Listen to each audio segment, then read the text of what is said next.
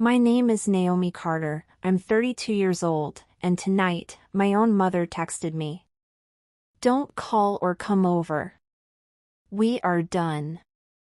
I stared at the screen for a long minute, the blue light burning my eyes. My thumb trembled over the keyboard, my heart pounding so loud I could hear it in my ears. I typed one word. Understood. Then I set the phone down and stared into the dark. For a few seconds, I felt nothing. Just that strange hollow space between shock and pain, where the body still thinks it's safe but the soul already knows it's bleeding.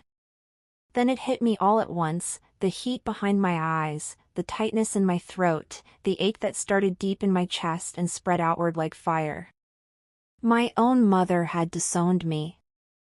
Studio microphone. This is Stories by Tino. Thank you for joining today's story.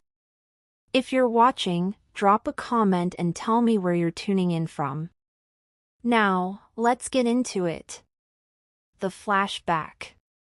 People say mothers are supposed to be your safe place. For years, I tried to make mine one. My mother, Clara Carter, was the kind of woman who never said I love you but could turn a simple meal into a sermon about how hard she worked for me. I grew up in a small, two-bedroom house on the edge of Atlanta, with the kind of poverty that made even birthdays feel like burdens. She raised me alone after my father left when I was 6.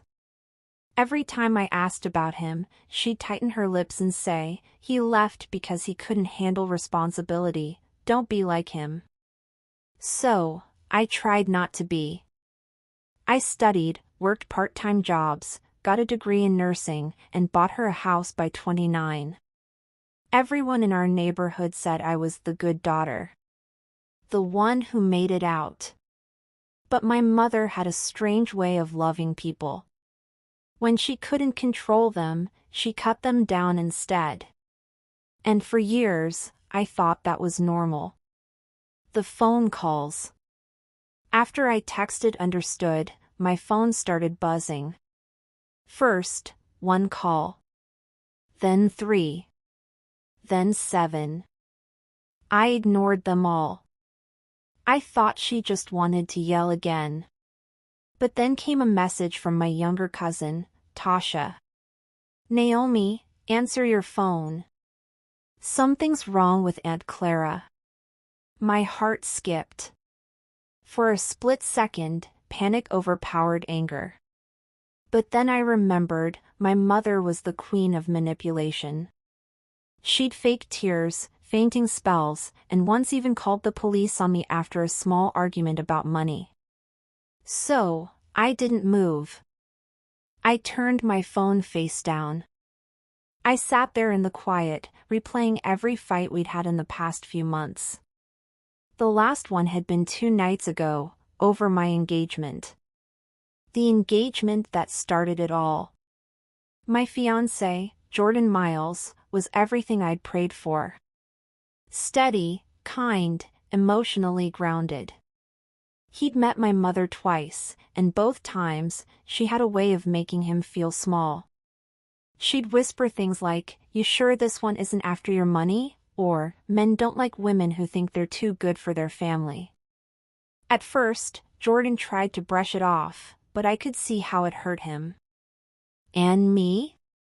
I spent months trying to balance between the 2 people I loved most, one who gave me life, and one who gave my life meaning. When we finally got engaged, I told my mother in person. She didn't hug me or congratulate me. She just stared, her mouth twisting. "You're making a mistake, Naomi. That man doesn't love you. He loves what you can give him." "Mom, that's not true. You think I don't see it? You've changed since he came around. You used to call me every day. Now you're too busy with your fancy life." That day, she threw the engagement ring box across the room. It bounced off the wall and rolled under the couch. I walked out before I said something I'd regret.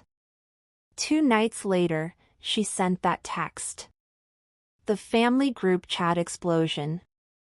By 10 p.m., my family's group chat was on fire.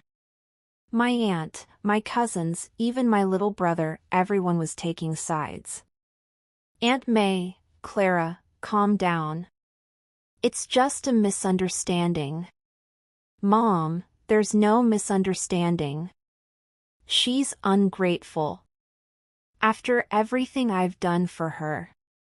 Mom, can we not do this here? Mom, you're already doing it. Betraying me publicly.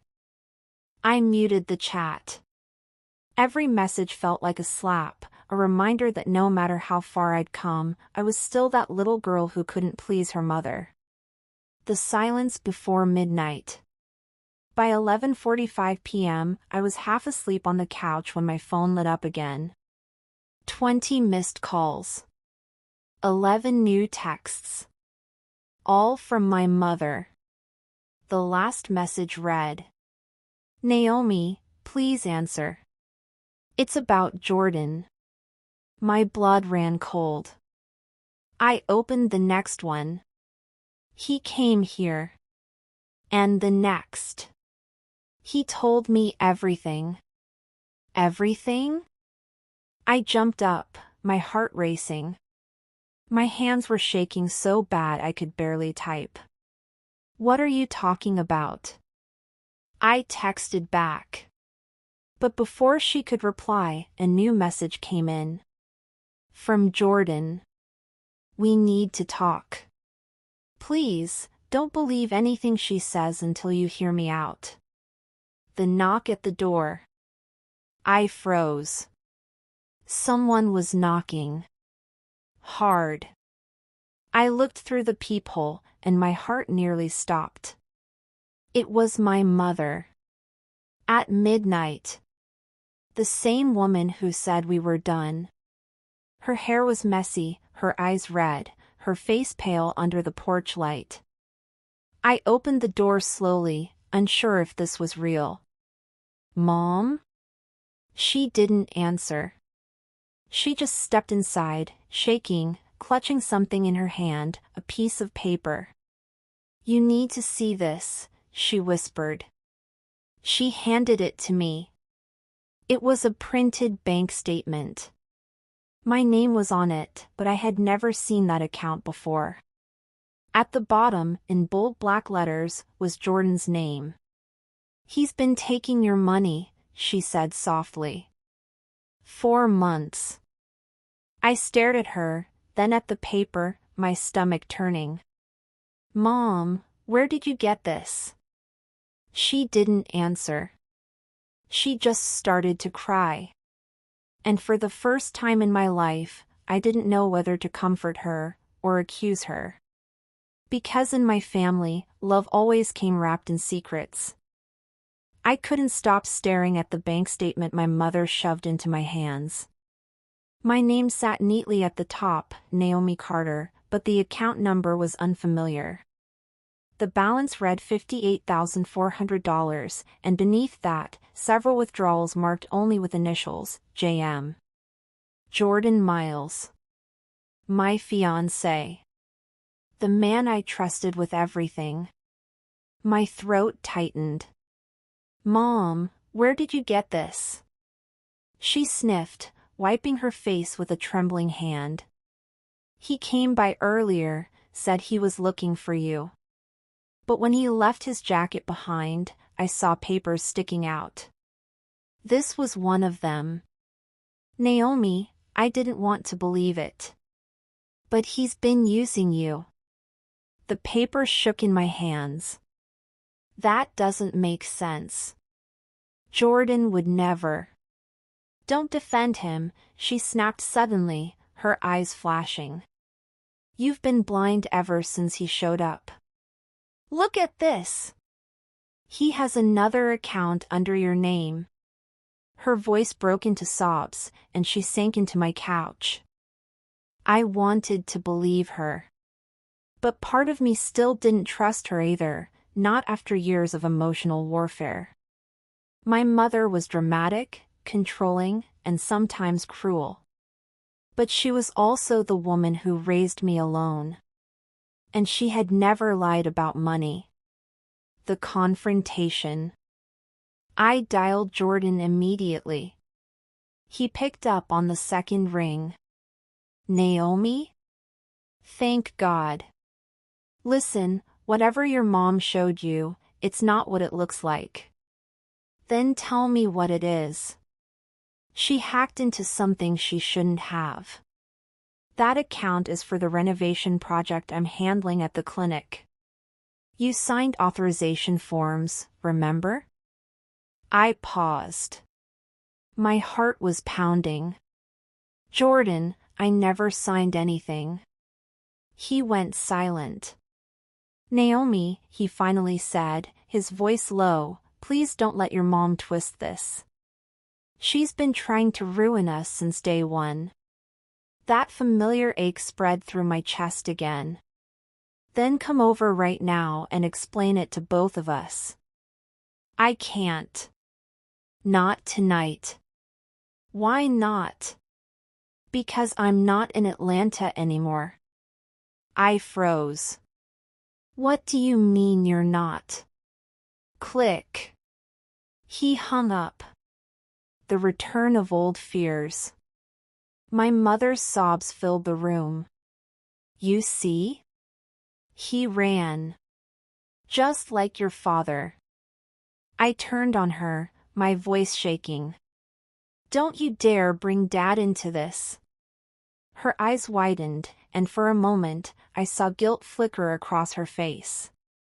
You think I don't remember? I said. You told me he abandoned us, but Aunt May said he tried to come back. You wouldn't let him. The room went quiet except for the hum of the fridge. Naomi, she whispered, but I was done. All the years of tension, the guilt trips, the emotional blackmail, it all crashed down on me. You've always needed someone to hate so you could feel strong. First Dad, now Jordan. Maybe I'm next. I grabbed my keys. I need air. The drive. The rain had started by the time I got in my car. Streetlights blurred through the windshield as I sped down Peachtree Avenue, my thoughts spinning. Could Jordan really be stealing from me? No. He managed his own company accounts, and I trusted him with access to mine only because we were planning the wedding. But the signature. I remembered a moment a few weeks ago. We were filling out insurance forms at his office. He'd laughed and said, just sign here, babe, standard paperwork. My stomach turned. Had that been authorization? I pulled over, hands gripping the wheel. My phone buzzed again, a message from Tasha. Girl, are you okay? Aunt Clara called crying. Said you found out about the account. Did she tell you how she got it? She said Jordan confessed everything. I stared at the screen. Jordan confessed. That's not what he told me. The secret meeting. I drove straight to Tasha's apartment. She lived 20 minutes away, and when she opened the door, she looked both scared and excited. Naomi, finally. Aunt Clara said. Forget what she said. Tell me exactly what you heard. Tasha hesitated, then grabbed her phone and scrolled through her messages. She said Jordan came to her crying. That he admitted he only dated you to get close to your savings. And that he's leaving town because you found out. My knees went weak. That's a lie. He never said that. Tasha frowned. Then why'd he text me earlier? She handed me her phone. There it was, a message from Jordan's number. Tell Naomi I'm sorry for everything. She deserves better. My chest constricted. No, this isn't real. Tasha sighed. Naomi, I love you, but maybe it's time to accept that Jordan isn't who you thought he was. I felt dizzy. Tasha, I was just on the phone with him. He didn't say any of this. She blinked. Wait, he called you? Yes. He said my mom was lying. Tasha's face shifted. Then who do you think's telling the truth? That question hung in the air like smoke. The discovery. Back home, my mother was gone. But she'd left something behind, a manila envelope on the kitchen table. Inside were printouts of transactions, screenshots, and a note. You can hate me later. But you needed to know. I spent an hour going through every page. There were transfers between my main account and the mysterious second one. Each one matched a day I'd been with Jordan. Dinners, trips, gifts, all the things that had made me feel cherished now looked like evidence. Then I noticed something odd. One transfer had been initiated at 2:14 a.m. At that time, Jordan had been asleep beside me. I remembered clearly, because I'd woken up that night to his phone buzzing. He said it was work and went back to bed. But he couldn't have made a bank transfer from my account without my password. Unless someone else had access. My pulse quickened. There was only one other person who had ever known my online banking password. My mother. The past repeats itself. Suddenly, the pieces began to fit in horrifying ways. The extra account, the fake confessions, the manipulated family chat, all of it. This wasn't about Jordan. It was about control. Just like she did with my father, my mother was trying to isolate me again. I scrolled through my old messages, searching for anything I might have missed. Then I found it, a text from last week I hadn't noticed. Mom, what's your online banking login again? I need to help you reset something for your credit card. My stomach dropped. She had used my trust against me. The Confrontation, Part 2. I called her immediately. She answered on the third ring, her voice tired and calm. Naomi, it's late. You went into my account, didn't you? Silence. Mom, answer me. I did it to protect you, she said softly. I saw what he was doing, and I needed proof. You had no right. I had every right. You're my daughter. You don't see how men use you. Your father. Stop bringing up Dad. I yelled. You're doing the same thing you accused him of, lying, manipulating, breaking trust. Naomi, please. Don't call me again. I hung up. My hands were shaking so hard I dropped the phone. For the first time in my life, I realized I wasn't angry because she betrayed me.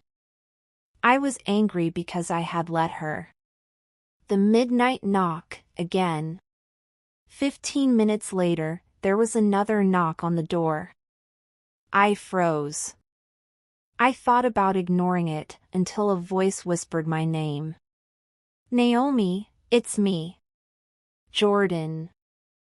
I opened the door slowly. He stood there drenched from the rain, eyes bloodshot, holding a flash drive.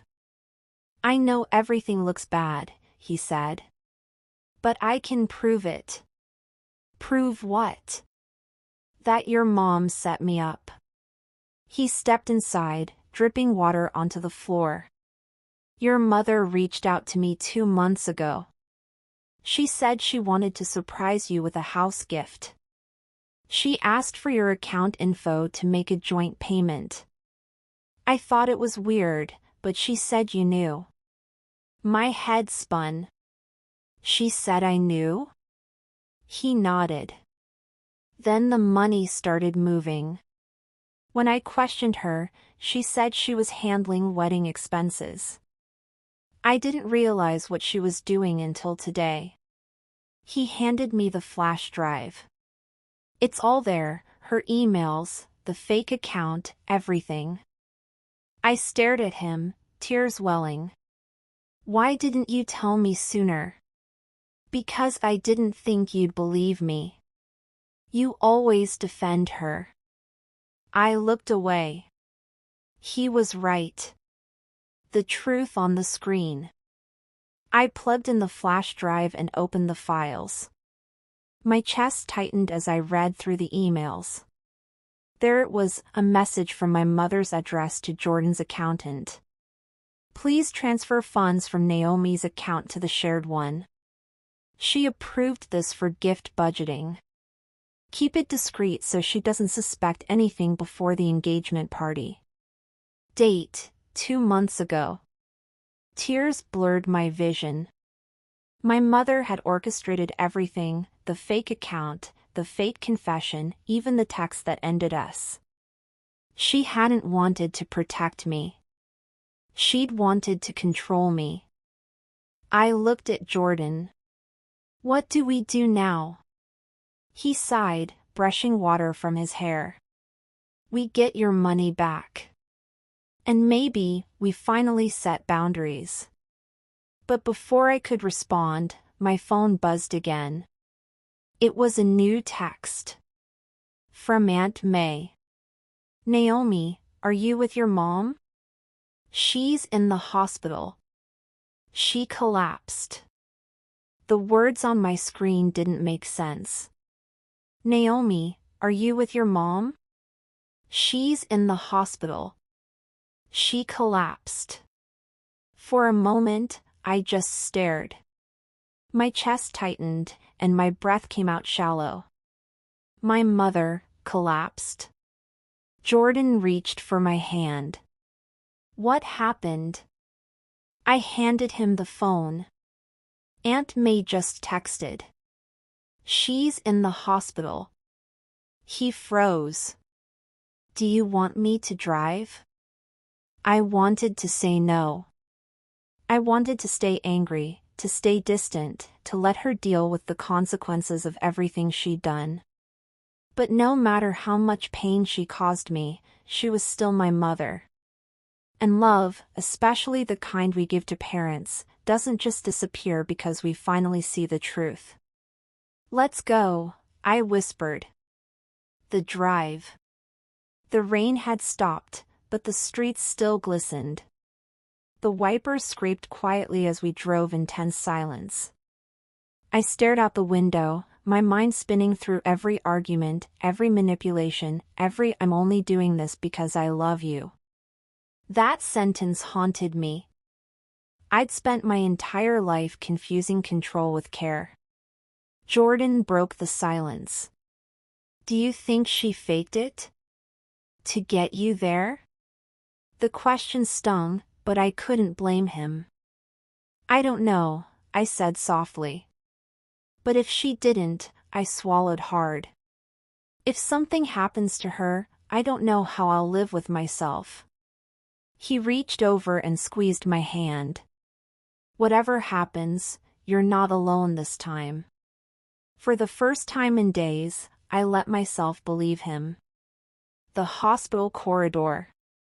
By the time we reached Atlanta General Hospital, it was almost 2 a.m.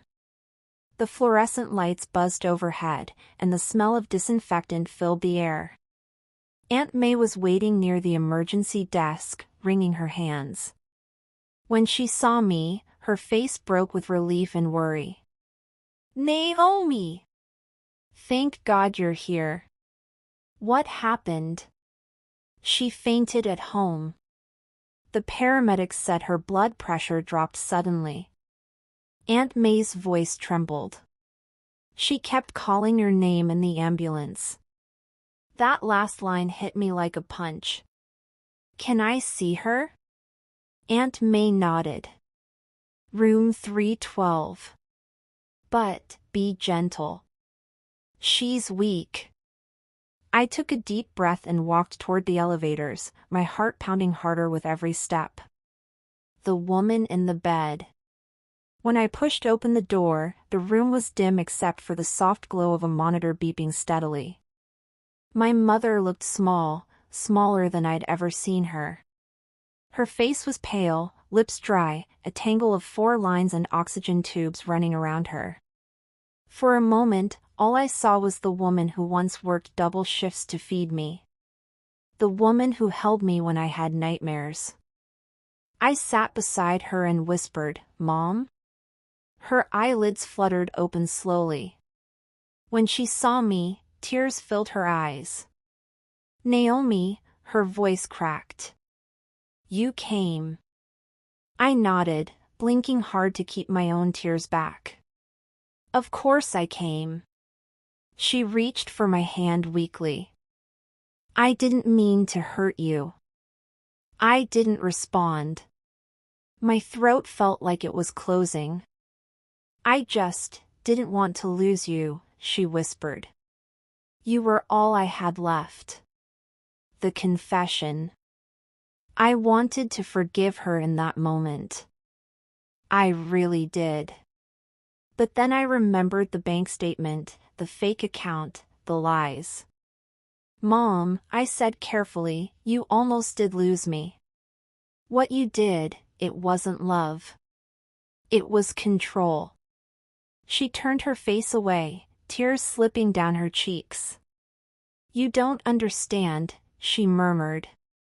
"After your father left, I swore I'd never let another man take you away from me. He broke me, Naomi. You don't know what it's like to wake up every day afraid of being alone again." I felt something inside me crack. "So you punished me for his mistakes?" Her hand gripped mine with surprising strength. "I was trying to protect you." "By stealing from me?" I snapped. "By lying?"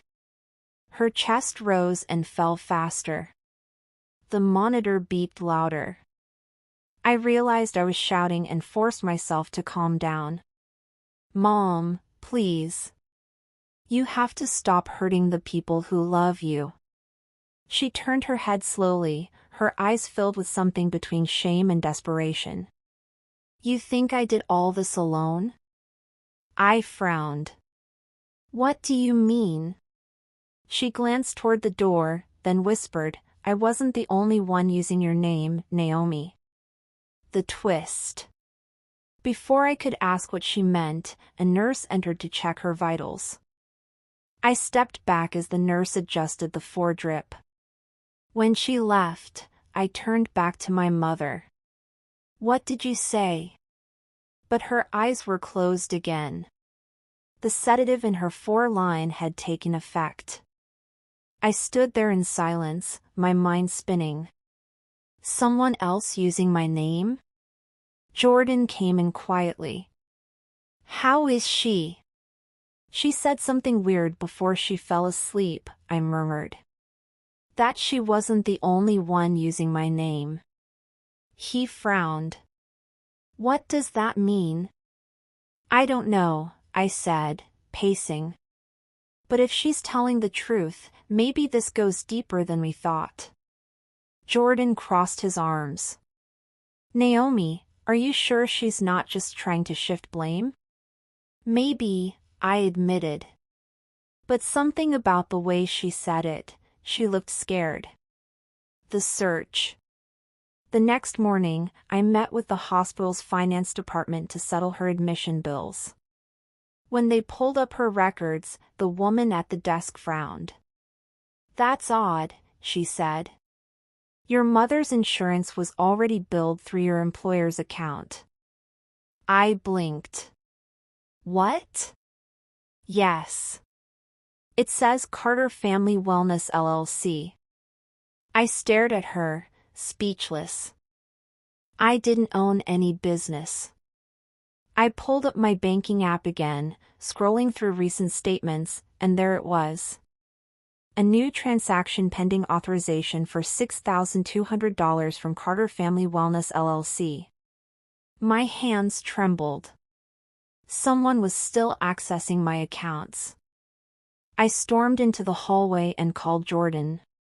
Someone's using my name for a business. Do you know anything about this? Naomi, slow down. What are you talking about? There's an LLC with my name attached. Someone registered it. He hesitated. Wait. I've seen that name before. My blood ran cold. Where? Your cousin Tasha mentioned it a few weeks ago. She said she was investing in a wellness startup with your mom. The betrayal. I drove straight to Tasha's apartment. My heart was pounding so hard I could barely think straight. She opened the door. Startled. Naomi? What's wrong? I didn't bother sitting. Why is my name on your business? Her face went pale. What are you talking about? Don't lie to me, Tasha. I just left the hospital. They billed under my name, Carter Family Wellness LLC. You and Mom set that up, didn't you? Tasha's lips trembled. It was her idea, not mine. She said she had your permission. That you wanted to help me start something new. Permission? I repeated, my voice shaking. She forged my signature. That's fraud. Tasha covered her face, sobbing. I didn't know, Naomi. She said it was fine. She said she'd pay you back after the launch. I stared at her, disbelief and heartbreak crashing over me. You were supposed to be my sister, I whispered. I'm sorry, she cried. I didn't mean for it to go this far. I turned to leave. You and Mom both used me. I'm done being your lifeline. The collapse. When I got back to the hospital, I found Aunt May pacing in the hallway. Her eyes were red. What's wrong? I asked. She looked up, panic in her face. Your mother, she's not breathing right. The doctors are trying to stabilize her. My knees nearly gave out. I rushed into the room. The machines were screaming. Nurses surrounded her bed, calling out orders. Clara, stay with us, one of them shouted. I stood frozen as they worked. It was chaos, flashing lights, rushing feet, my mother's chest rising and falling under the rhythm of compressions. Then, just like that, the noise quieted. A doctor turned to me. We've got her stable. But she needs rest. You should prepare for some difficult decisions if her condition worsens. I nodded numbly. The letter. Hours later, when she was resting, I noticed a small notebook on her bedside table, her handwriting scrawled across the cover, for Naomi. I hesitated, then opened it. Inside were journal entries, letters she'd never sent.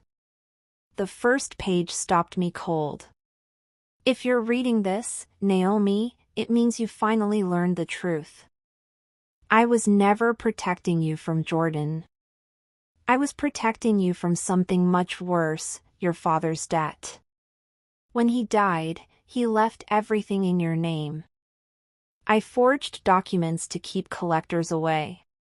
But I made it worse. I thought I could fix it by opening the business under you and Tasha. I just wanted you safe. Tears streamed down my face. All the lies, the control, the manipulation, they'd come from fear. A twisted version of love that turned protection into destruction. Jordan read over my shoulder silently. When I finished, he wrapped his arms around me. She hurt you, he said gently, but she also loved you the only way she knew how. I buried my face in his chest, sobbing. How do I forgive someone who keeps breaking me? He kissed my forehead. By remembering that forgiveness doesn't mean forgetting, it means freeing yourself. When dawn broke over Atlanta, the hospital corridors were quiet. The kind of quiet that hums with exhaustion and regret. I sat in the chair beside my mother's bed, watching the slow rise and fall of her chest. Machines beeped softly in rhythm with her heartbeat. She looked peaceful, too peaceful for someone who had caused so much chaos. I hadn't slept all night. The letter I found in her notebook kept replaying in my mind. I forged your name to protect you from your father's debts. It didn't make what she did right. But for the first time in my life, I saw her not as the villain of my story, but as a woman terrified of losing control of everything she loved. That realization didn't erase the pain, but it changed the shape of it. The morning after. Jordan came back early, holding 2 cups of coffee. He looked exhausted but calm. How is she? Stable, I said quietly. Doctors said she needs rest. He handed me a cup and sat beside me. You read the rest of her notebook? I nodded. She wrote about Dad. About how she blamed herself for his death. He took out loans in my name after the divorce, and when he died, creditors came for her. She panicked. Thought if she moved everything under my name again, no one could touch it. Jordan sighed. That explains the fake business. The forged signature. All of it. Yeah. I stared into my coffee. She wasn't trying to destroy me. She was trying to fix what was already broken. He leaned closer. You're allowed to be angry and sad, Naomi. Both can be true. I smiled faintly. You sound like my therapist. He chuckled softly. Maybe I missed my calling. The unexpected visitor. A knock on the door broke the silence. It was Tasha, standing awkwardly in the doorway, holding a bouquet of lilies. Her eyes were swollen from crying. Can I come in? She asked. I hesitated, then nodded. She walked over slowly, placing the flowers on the bedside table. How's Aunt Clara? She'll recover, I said flatly. Tasha nodded, twisting her hands nervously. Naomi. I didn't mean for things to go that far. I just wanted to help her. She said it would fix everything. I swear I didn't know she was using your name to hide the money. I looked at her, really looked at her, and saw not malice, but guilt. The kind of guilt that keeps you awake at night. Tasha, I said softly, we grew up together. You were the one person I thought would always protect me. And instead, you helped her lie. Tears filled her eyes. I know. I'll make it right. I've already called the bank and told them I was involved. I'm ready to face whatever happens. That stopped me cold. Tasha, you could get charged. I know, she said, her voice trembling. But I'm done living in fear of Aunt Clara. I can't keep covering her messes. I'm sorry, Naomi. I really am. For the first time in weeks, I felt the tiniest flicker of peace. Not forgiveness yet, but a start. The hospital garden. That afternoon, I stepped outside into the hospital's small garden. The air smelled of wet grass and faint lavender. For the first time, I could breathe. Jordan followed me out, his jacket draped over my shoulders. You look lighter, he said quietly. I am, I replied. All my life, I carried guilt that wasn't mine. My mom's pain, her bitterness, her mistakes, I took it all personally. But none of it was about me. He smiled gently. You finally see it. I nodded. She's still my mom. I'll take care of her recovery. But after that, I need distance. Real distance. He took my hand. You don't have to explain. Boundaries aren't cruelty. I looked up at him. You really think we can start over after all this? He squeezed my hand. If we learn from it, yes. But only if you stop letting guilt dictate who you love and how you live. His words settled deep inside me, not just as comfort, but as truth. The goodbye conversation. Later that evening, when my mother woke again, her eyes looked clearer. She motioned weakly for me to sit. Naomi, she said, her voice barely a whisper. Did you read my letters? Yes. Her lip trembled. Then you know why I did it. I do, I said gently. But, Mom, you can't keep saving people by hurting them. You don't get to rewrite other people's lives to fix your own fears. She closed her eyes, tears slipping down. I know. I've been selfish. I was so scared of losing you that I didn't see I was pushing you away. I took her hand. Mom. I forgive you. Her eyes opened wide. You do? Yes, I said, my voice steady. But forgiveness isn't the same as going back to how things were.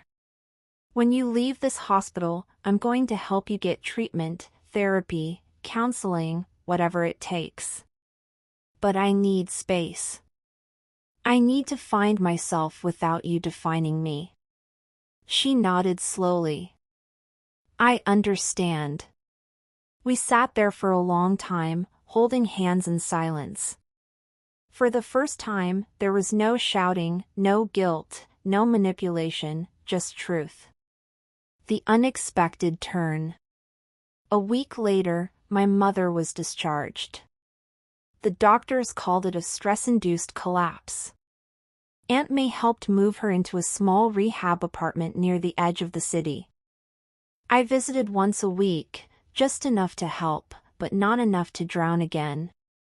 One afternoon, as I packed up some of her things, I found an old photograph tucked into her Bible, a picture of my father holding me as a baby. On the back, in my mother's handwriting, were the words, "For everything I couldn't say." I stared at it for a long time. There was love there, buried under years of pain. A love that was flawed and fearful, but real. When I handed the photo to her, she smiled faintly. He would have been proud of you. I hope so, I said.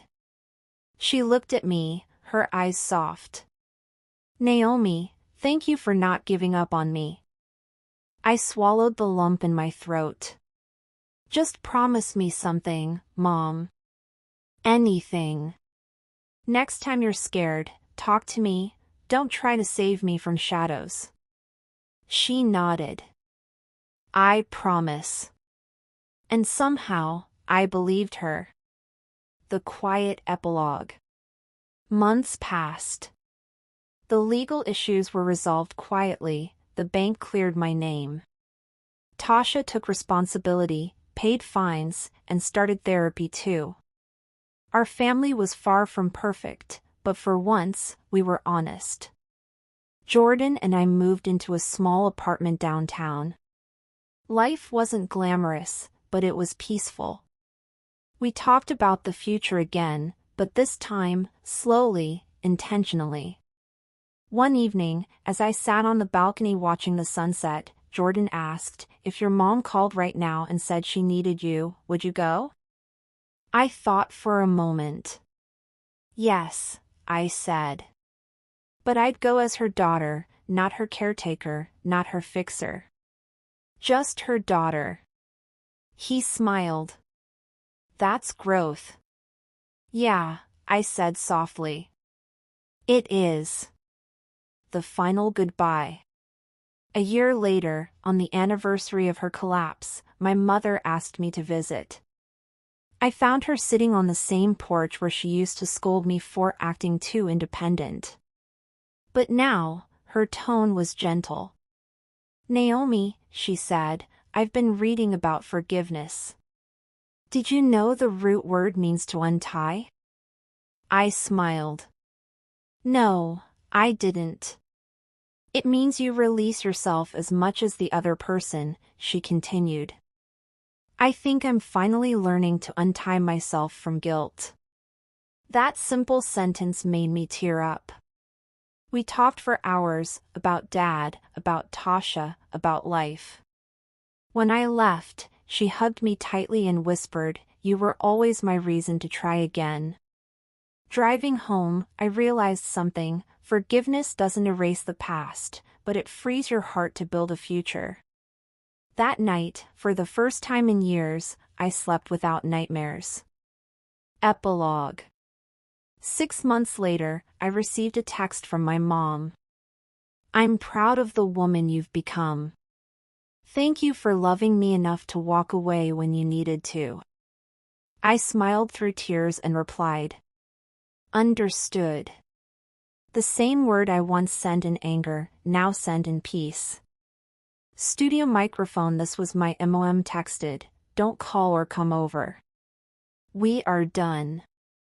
If you've ever had to set painful boundaries with someone you love, you know how hard it is to say goodbye while still caring deeply.